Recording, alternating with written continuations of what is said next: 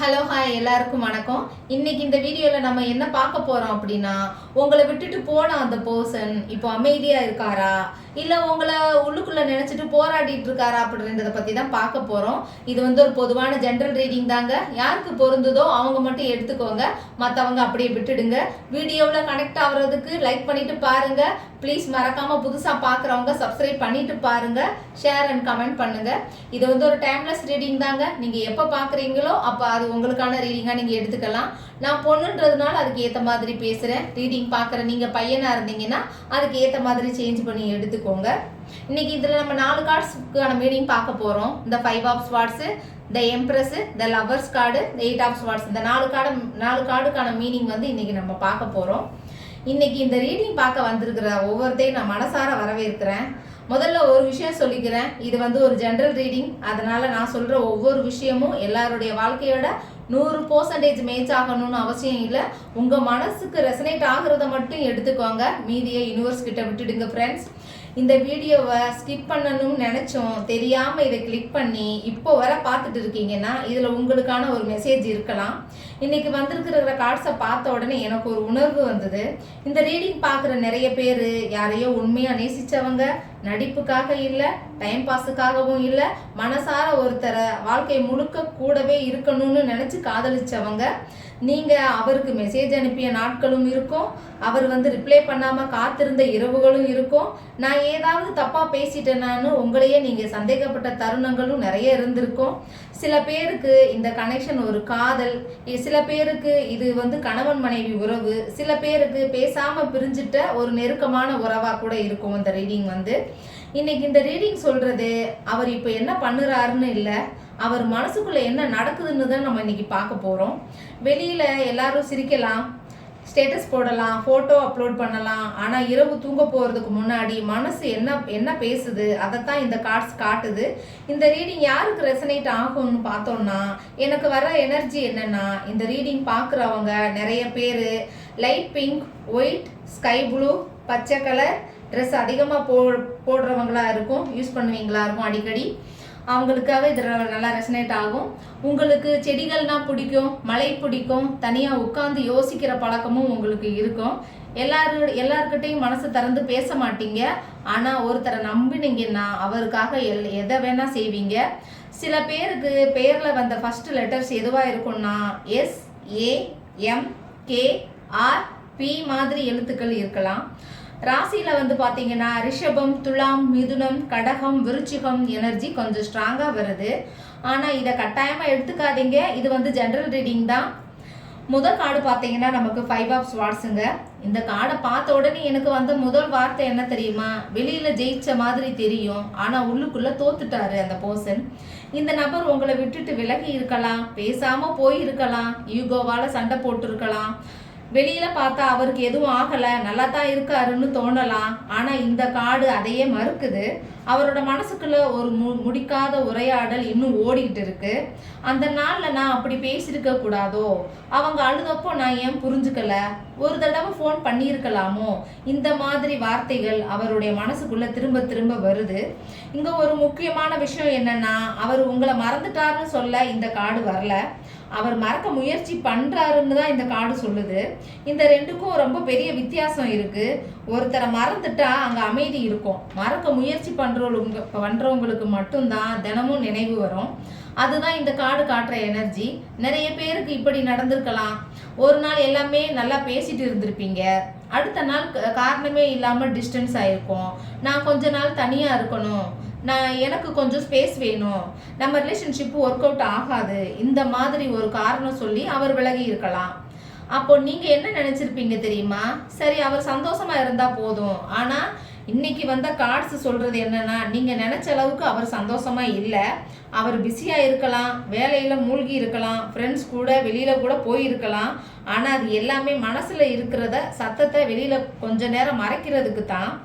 5 of Schwarz card பார்த்தீங்கன்னா, உங்களை விட்டுட்டு போன அந்த நபர் இப்போ என்ன நினைக்கிறாருன்னு பார்த்தோன்னா ஃப்ரெண்ட்ஸ், இந்த 5 ஆஃப் ஸ்வார்ட்ஸ் கார்டை பார்த்த உடனே எனக்கு ஒரு விஷயம் ரொம்ப ஸ்ட்ராங்காக தெரியுது. இந்த கனெக்ஷனில் நடந்த பிரிவு சாதாரண பிரிவு இல்லை, இது காதல் இல்லாததால் நடந்த பிரிவும் கிடையாது. மனசு இல்லாததால நடந்த பிரிவும் இல்லை. இது ஈகோ, பிடிவாதம், தவறான புரிதல், பேசாம இருந்த மௌனம், இதுதான் இந்த பிரிவுக்கு முக்கிய காரணமா இருந்திருக்கு. உங்களை நிறைய பேர் நினைச்சிருப்பீங்க, நான் அவ்வளவு லவ் பண்ணேன், ஆனா ஏன் அப்படி நடந்துச்சு அப்படின்னு. அதுக்கு இந்த கார்டு ஒரு பதில் சொல்லுது. சில நேரம் வாழ்க்கையில யார் தப்பு யார் சரி என்றதை காட்டிலும் யார் முதல்ல பேசுறது என்பதுதான் பெரிய பிரச்சனையா மாறிடும். இந்த நபருக்கு உங்க மேல உணர்வு இல்லைன்னு இந்த கார்டு சொல்லல, உணர்வு இருந்தும் அதை வெளிப்படுத்த முடியாத மனநிலைமையில இருக்காருன்னு சொல்லுது. வெளியில எல்லாருக்கிட்டையும் அவர் நார்மலா இருப்பாரு, சிரிப்பாரு, வேலை பார்ப்பாரு, சமூக வலைதளங்களை ஆக்டிவா இருப்பாரு. அதை பார்த்து இவருக்கு நம்ம ஞாபகமே இல்லை போல தோணும். நீங்க அப்படி நினைக்கலாம். ஆனா இந்த கார்டு என்ன சொல்லுதுன்னா, இரவு அமைதியா இருக்கும் நேரத்துல தான் அவருக்கு ரொம்ப கஷ்டமான நேரமா இருக்கு. பகல் முழுக்க வேலை அவரை மறக்க வைக்கும். ஆனா இரவு ஃபோன் கையில எடுப்பாரு. உங்க பழைய சேட்ஸை ஓப்பன் பண்ணணும்னு தோணும், உங்க டிபியை பார்க்கணும்னு தோணும். ஆனா பார்த்தா மறுபடியும் மனசு உடையும்னு தெரியும். அதனால பார்த்ததும் பார்க்காத மாதிரி நடிப்பாரு. இங்க ஒரு விஷயம் ரொம்ப அழகா தெரியுது. இந்த நபர் ஜெயிச்சுட்டேன்னு நினைச்சு விலகுனாரு. நான் பேச மாட்டேன், அவங்களே பேசட்டும், நான் திரும்ப போக மாட்டேன், நான் இல்லாம அவங்க தான் கஷ்டப்படுவாங்க, இப்படி நினைச்சு இருந்திருக்கலாம் அந்த பர்சன். ஆனா காலம் போக போக ஒரு உண்மை புரிஞ்சிருக்கு. இந்த உறவை ஜெயிக்க முடியாது, காப்பாற்றத்தான் முடியும்னு. இப்போ அந்த உண்மை அவருக்கு கொஞ்சம் கொஞ்சமா புரிய ஆரம்பிச்சிருக்கு. ஃப்ரெண்ட்ஸ், இந்த ரீடிங் பார்க்குறவங்கள சில பேர் ஒரு விஷயம் நடந்திருக்கலாம், சில பேருக்கு ஒரு சண்டை, அதுக்கப்புறம் யாருமே பேசுறதில்ல, 2 பேருமே அவங்களே பேசட்டும்னு காத்திருந்தீங்க. ஒரு நாள் 2 நாள் ஆச்சு, ஒரு வாரம் ஆச்சு, ஒரு மாதம் ஆச்சு. அப்படியே அந்த மௌனம் பெரிய சுவராக மாறிடுச்சு. இப்போ அந்த சுவரை உடைக்க யாருக்கும் தைரியம் வரல. இந்த கார்டு அதைத்தான் காட்டுது. இன்னொரு விஷயம் எனக்கு ஸ்ட்ராங்காக தெரியுது. இந்த நபர் உங்களை மறக்கணும் நிறைய முயற்சி பண்ணியிருக்காரு. வேற விஷயத்துல பிஸியானாரு, புது மனிதர்களை சந்திச்சாரு. சில பேர் வேலையில முழுசா மூழ்கிட்டாங்க, சில பேர் வெளியூருக்கு போயிருக்கலாம். ஆனா எவ்வளவு தூரம் போனாலும் சில ஞாபகங்கள் மனசை விட்டு போகாது. ஒரு பாடல் கேட்டாலே உங்க ஞாபகம், ஒரு இடத்துக்கு போனா உங்க ஞாபகம், ஒரு வாசனை வந்தா நீங்க ஞாபகம் வர்றீங்க, ஒரு தேதி வந்தாலே நீங்க ஞாபகம் வர்றீங்க. இதெல்லாம் அவருக்குள்ள இன்னும் நடந்துக்கிட்டு தான் இருக்கு. ஆனா அவர் வெளியில அதை ஒத்துக்க மாட்டாரு. ஏன்னா இன்னும் ஈகோவை முழுசா உடையலை அவருக்கு. அதனால தான் இந்த 5 ஆஃப் ஸ்வார்ட்ஸ் வந்திருக்கு. இந்த கார்டு ஒரு வார்னிங்னு சொல்லுது. யாராவது ஒருத்தர் ஜெயிக்கணும்னு நடந்த சண்டை 2 பேரையும் தோக்கடிச்சிருச்சுன்னு சொல்லுது.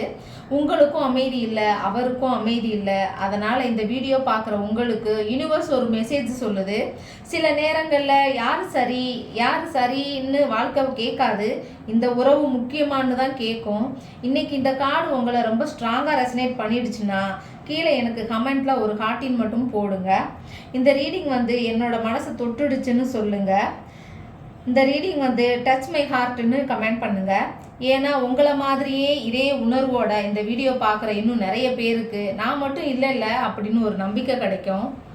அடுத்து பார்த்தீங்கன்னா நமக்கு இந்த லவர்ஸ் கார்டு. இது சாதாரண காதல் கிடையாதுங்க, இன்னும் முடிவடையாத ஒரு மன இணைவுன்னு தான் சொல்லுது கார்டு.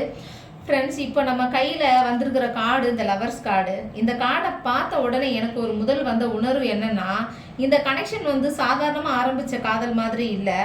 இது பிடிச்சிருக்குன்னு ஆரம்பித்த உறவாக கூட இது இருக்கலாம். ஆனால் நாள் போக போக ஒருத்தரோட சந்தோஷம் இன்னொருத்தரோட சந்தோஷமாக மாறி இருக்கும், ஒருத்தரோட கண்ணீர் இன்னொருத்தரோட வழியாக மாறி இருக்கும். அதான் இந்த கார்டு சொல்கிற முதல் மெசேஜாகவே இருக்குது ஃப்ரெண்ட்ஸ். இந்த ரீடிங் பார்க்குற உங்களில் நிறைய பேருக்கு முதல்ல ஃப்ரெண்ட்ஷிப்பாக ஆரம்பிச்சிருக்கும், அதுக்கப்புறம் தினமும் பேச ஆரம்பிச்சிருப்பீங்க. சாப்பிட்டீங்களா, வீட்டுக்கு போயிட்டீங்களா, என்ன பண்ணிட்டு இருக்கீங்க, இந்த சின்ன சின்ன கேள்விகள் தான் ஒரு நாள் பெரிய காதலாக மாறி இருக்கும். ஆனால் எந்த உறவு ரொம்ப அழகாக இருக்குதோ அந்த உறவில் தான் எக்ஸ்பெக்டேஷன் அதிகமாக இருக்கும். அதனால் சின்ன புரியாமையும் பெரிய பிரிவாக மாறிடும். இந்த லவர்ஸ் கார்டு ஒரு முக்கியமான விஷயமும் சொல்லுது. உங்களை விட்டுட்டு போன அந்த நபர் இன்னைக்கு கூட உங்களை முழுசாக வெறுக்க முடியலை, முழுசாக மறக்கவும் முடியலை. ஏன்னா அவர் வாழ்க்கையில் நிறைய பேரை சந்திச்சிருக்கலாம். ஆனால் உங்களை மாதிரி அவரை முழுசாக புரிஞ்சுக்கிட்ட மனசை மறுபடியும் அவர் சந்திக்கவே இல்லை. இதுதான் அவரை அமைதியாக இருக்க விடாமல் இருக்குது. சில நேரம் அவர் ஃபோனை எடுத்து உங்கள் நம்பரை தேடுவார், கால் பண்ணலாமா, மெசேஜ் அனுப்பலாமா அப்படின்னு மனசு கேட்கும். அடுத்த நிமிஷம் வேணாம், இவ்வளோ நாள் பேசலை, இப்போ எந்த முகத்தில் போய் பேசுறதுன்னு ஈகோ தடுத்துடும். அதனால் அவர் பேசணும்னு நினைக்கிறாரு, ஆனால் பேச முடியாமல் தவிக்கிறாரு. இந்த கார்டு வந்து இன்னொரு விஷயத்தையும் காட்டுது ஃப்ரெண்ட்ஸ். உங்களை பிரிஞ்ச பிறகு அவர் வேற யார்கிட்டயாவது பேச முயற்சி பண்ணியிருக்கலாம், புது மனிதர்களை சந்திச்சிருக்கலாம். ஆனால் அந்த கான்வர்சேஷனில் உங்களோட சிரிப்பு கிடைக்கல, உங்களோட அக்கறை கிடைக்கல, உங்களோட உண்மைத்தனம் அங்கே கிடைக்கல. அப்போ தான் அவர் மனசு வந்து ஒப்பிட ஆரம்பிச்சிருச்சு, அவங்க மாதிரி யாருமே இல்லை அப்படின்னு. ஃப்ரெண்ட்ஸ், ஒரு உண்மையான ரிலேஷன்ஷிப்பில் காதல் மட்டும் இருக்காது, நம்பிக்கை இருக்கும், பாதுகாப்பு இருக்கும், ஒருத்தர் விழுந்தா இன்னொருத்தர் கை கொடுக்கணுன்ற எண்ணம் இருக்கும். இந்த கார்டு சொல்கிறது அந்த உணர்வு வந்து ரிலேஷன்ஷிப்பில் இருந்துச்சு. அதனால தான் இன்றைக்கும் 2 பேரும் வேறு வேறு இடத்துல இருந்தாலும் மனசு இன்னும் ஒரே இடத்துல நிற்கிது. இந்த கார்டை பார்த்தது எனக்கு ஒரு சின்ன உதாரணம் ஞாபகத்துக்கு வருது. 2 மெழுகுவர்த்தியை ஏற்றி வச்சிங்கன்னு நினச்சிக்கோங்க. ஒரு மெழுகுவர்த்தியை வேற ரூமுக்கு எடுத்துகிட்டு போனாலும் அது முதல்ல எரிய ஆரம்பித்த தீ ஒரே தீயிலிருந்து வந்தது தானே. அதே மாதிரி சில மனிதர்கள் உடம்பால தூரமாக இருக்கலாம், ஆனால் மனசால இன்னும் இணைஞ்சு தான் இருப்பாங்க. இந்த கார்டு அந்த மாதிரி ஒரு இணைப்பை தான் காட்டுது. ஆனால் இங்கே யூனிவர்ஸ் ஒரு அட்வைஸையும் கொடுக்குது உங்களுக்கு. இந்த கனெக்ஷன் உண்மையாக இருந்தாலும் 2 பேருமே மாறணும், பழைய ஈகோவை 2 பேருமே விடணும். பழைய காயங்களை பிடிச்சிக்கிட்டு இருந்தா மறுபடியும் சேர்ந்தாலும் அதே பிரச்சனை தான் வரும்னு யூனிவர்ஸ் சொல்கிறாங்க. அதனால் முதல்ல ஹீலிங், அதுக்கப்புறம் தான் ரீயூனியன். ஃப்ரெண்ட்ஸ், இந்த ரீடிங் பார்க்குற உங்களில் சில பேருக்கு 1111 222 444 இப்படி ரிப்பீட் நம்பர்ஸ் அடிக்கடி தெரியலாம். இல்லை அவரோட பேர் திடீர்னு யாராவது சொல்லலாம். அவருக்கு பிடிச்ச பாட்டு வந்து திடீர்னு காதில் விழலாம். இது எல்லாமே நீங்கள் மறக்க முடியாததுக்காக இல்லை, இன்னும் அந்த கனெக்ஷன் உங்கள் மனசில் உயிரோடு இருக்குன்னு நினைவூட்டுற சின்ன சைனாக கூட இருக்கலாம். கடைசியாக ஒரு விஷயம் சொல்லிக்கிறேன் ஃப்ரெண்ட்ஸ், உண்மையான காதல் யாரையாவது கட்டி பிடிச்சி வைக்கிறது இல்லை, அவங்க சந்தோஷமாக இருக்கணும்னு மனசார நினைக்கிறது தான். அந்த அன்பு உண்மையானதாக இருந்தால் காலம் சோதிக்கும், ஈகோ சோதிக்கும், தூரம் சோதிக்கும். ஆனால் உண்மையான மனசை வாழ்க்கை ஒரு நாள் திரும்ப சந்திக்க வைக்கும், வாய்ப்பையும் உருவாக்கலாம். அது எப்போது எப்படி என்பது ஒருவரின் வாழ்க்கையிலும் வேறுபடும், ஒவ்வொருவரோட மனுஷரோட வாழ்க்கையிலும் வேறுபடும் சொல்கிறாங்க யூனிவர்ஸ். அதனால் இந்த ரீடிங் வந்து ஒரு வழிகாட்டுற செய்தியாக மட்டும் எடுத்துக்கோங்க அப்படின்னு சொல்கிறாங்க. இந்த லவர்ஸ் கார்டு வந்து உங்களுக்கு ரெசனேட் ஆகுதுன்னு தோணுச்சுன்னா கமெண்ட்டில் ஒரு ஹார்ட்டிங், உண்மையான அன்பு எப்போதும் மனசில் இருக்குன்னு மட்டும் கமெண்ட் பண்ணுங்கள். ஏன்னா இந்த வீடியோ பார்க்குற இன்னொருத்தருக்கு அது ஒரு நம்பிக்கையாக இருக்கலாம். ஃப்ரெண்ட்ஸ், இப்போ நம்ம கையில் வந்திருக்கிற கார்டு பார்த்தீங்கன்னா 8 ஆஃப் ஸ்பாட்ஸு. இந்த கார்டை பார்த்த உடனே எனக்கு வந்த முதல் வார்த்தை என்ன தெரியுமா? இது வெளியில் இருக்கிற தடை இல்லை, மனசுக்குள்ளே இருக்கிற தடைகள்னு காட்டுது. இந்த நபர் வந்து உங்களை பற்றி யோசிக்கவே இல்லைன்னு இந்த கார்டு சொல்லலை, அதுக்கு நேர்மாறா ரொம்ப அதிகமாக யோசித்ததால தான் ஒரு முடிவு எடுக்க முடியாமல் நிற்கிறாருன்னு சொல்லுது. ஃப்ரெண்ட்ஸ், ஒரு விஷயத்தை கவனித்து பாருங்கள். சில மனிதர்கள் கோபத்தில் முடிவு எடுப்பாங்க, ஆனால் அந்த கோபம் போன பிறகு அந்த முடிவோடு தான் வாழ வேண்டியது இருக்கும். இப்போது இந்த பர்சன் வந்து அந்த நிலைமையில் இருக்கிற மாதிரி தான் தெரியுது. அவர் எடுத்த முடிவு இன்னைக்கு அவரையே கஷ்டப்படுத்திட்டு இருக்கு. இந்த கார்டு என்ன சொல்கிறதுன்னா, நிறைய தடவை உங்களுக்கு மெசேஜ் அனுப்பணும்னு நினச்சிருக்காரு, ஹலோ எப்படி இருக்கீங்க அவ்வளவுதான் டைப் பண்ணியிருப்பாரு, அடுத்த நிமிஷம் அதை டிலேட் பண்ணியிருப்பாரு. ஏன்னா அவங்க என்ன நினைப்பாங்க, இவ்வளோ நாள் கழிச்சு இப்போ வந்திருக்காருன்னு கேட்பாங்களே, இப்போ என்ன மன்னிப்பாங்களா? இந்த கேள்விகள் அவரை பின்னாடி இருந்து இழுக்குது. இந்த ரீடிங் பார்க்குற உங்களில் சில பேருக்கு இந்த பர்சன் ஃபேமிலி ப்ரெஷரில் இருக்கலாம், சில பேருக்கு ஃபினான்ஷியல் ப்ராப்ளத்தில் இருக்கலாம் அந்த பர்சன், சில பேருக்கு கரியர் ஸ்ட்ரெஸ்ஸில் இருக்கலாம், சில பேர் ஈகோவில் கூட இருக்கலாம், சில பேர் வந்து தேர்ட் பர்சன் ஒப்பீனியனில் அவங்க இருக்கலாம். ஆனால் இதில் எது இருந்தாலும் ஒரு விஷயம் மட்டும் காமனாக இருக்கும், அவர் மனசு அமைதியாக இப்போ இல்லை. ஃப்ரெண்ட்ஸ், 8 ஆஃப் ஸ்பாட்ஸ் ஒரு விஷயம் கற்றுக் கொடுக்குது.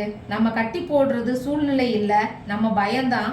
இந்த நபர் உங்களை விட வாழ்க்கையில் முன்னாடி போயிடுச்சுன்னு நினச்சிருக்காரு. அவங்க என்ன மறந்துட்டாங்களா, அவங்க சந்தோஷமா இருக்காங்களா, நான் போனால் லேட் ஆயிடுச்சா, இப்படி நினச்சி அவரையே தடுத்து நிறுத்திட்டு இருக்காரு. ஒரு சின்ன உதாரணம் சொல்கிறேன். ஒரு கூண்டோட கதவு திறந்தே இருக்கு, ஆனால் அதுக்குள்ளே இருக்கிற பறவை நான் வெளியே போக முடியாதுன்னு நினச்சி உள்ளேயே உக்காந்துருக்கு. உண்மையில் கூண்டு தடுக்கலை, அதோட பயம் தடுத்துச்சு. இந்த கார்டும் அதே கதை தான் சொல்லுது. இன்னொரு விஷயம் வந்து இந்த நபர் உங்களை நினைக்கும் போது நல்ல ஞாபகங்கள் வருது, அதே நேரத்தில் நடந்த சண்டைகளுமே ஞாபகத்துக்கு வருது. அதனால முன்னாடி ஒரு அடி எடுத்து வைக்கிறாரு, பின்னாடி 2 அடி போயிடுறாரு. ஃப்ரெண்ட்ஸ், இந்த கார்டு வந்து உங்களுக்கு ஒரு மெசேஜ் சொல்லுது. சில நேரம் நாம் ஒருத்தரை மாற்ற முடியாது, ஆனால் நம்ம வாழ்க்கையை மாற்ற முடியும். இந்த காத்திருக்கும் நேரத்தை உங்களை நீங்களே வளர்க்குற நேரமாக மாற்றிக்கங்க. உங்கள் கனவுகளுக்காக நீங்கள் உழைங்க. உங்கள் உடல் நலத்தை கவனிங்க. உங்கள் குடும்பத்தோட நீங்கள் சந்தோஷமாக இருங்க.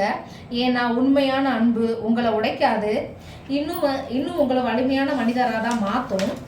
இந்த 4 கார்ட்ஸையும் வந்து பார்த்தீங்கன்னா, இந்த கார்ட்ஸ் வந்து எல்லாத்தையும் சேர்த்து பார்க்க இந்த ரீடிங் ஒரு விஷயத்த தெளிவாக சொல்லுது. இந்த உறவில் அன்பு இருந்துச்சு, அக்கறை இருந்துச்சு, ஆனால் அதே அளவு ஈகோவும் இருக்குது. பேச வேண்டிய நேரத்தில் மௌனம் இருந்துச்சு, புரிஞ்சுக்க வேண்டிய நேரத்தில் பிடிவாதம் இருந்துச்சு. இப்போ அந்த மௌனத்தையும் அந்த பிடிவாதத்தையும் தாண்டி வரணும்னு மனசு ஆசைப்படுது. அது எப்படி எப்போது நடக்கும்ன்றது ஒவ்வொருடைய வாழ்க்கை சூழ்நிலையை பொறுத்து தான் இருக்கும். இப்போ நம்ம இந்த ரீடிங் வந்து முடிகிறதுக்கு முன்னாடி ஒரு ஸ்டோரி பார்த்துடுவோமா?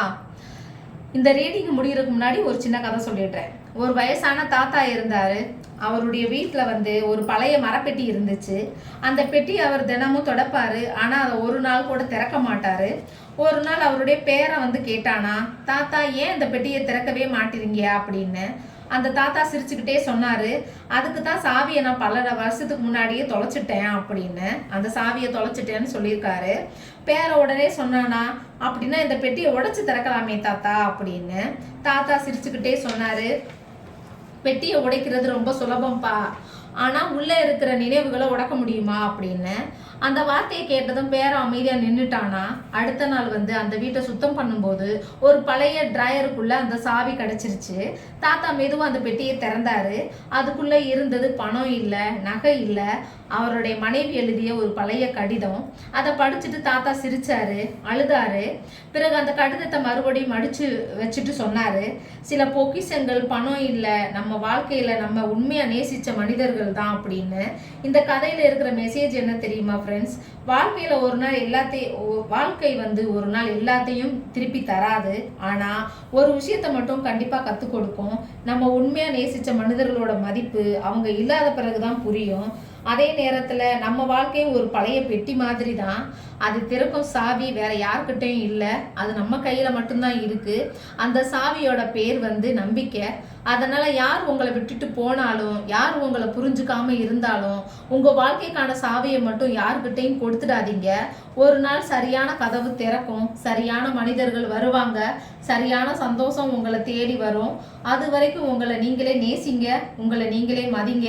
ஏன்னா உங்களை விட பெரிய பொக்கிஷம் இந்த உலகத்தில் வேற எதுவும் இல்லை. நன்றி ஃப்ரெண்ட்ஸ். இது வந்து ஜென்ரல் ரீடிங் தான். உங்களுக்கு பர்சனல் ரீடிங் வேணும்னா ஸ்க்ரீனில் தெரிய நம்பருக்கு வாட்ஸ்அப் பண்ணுங்கள், கால் பண்ணாதீங்க. வணக்கம்.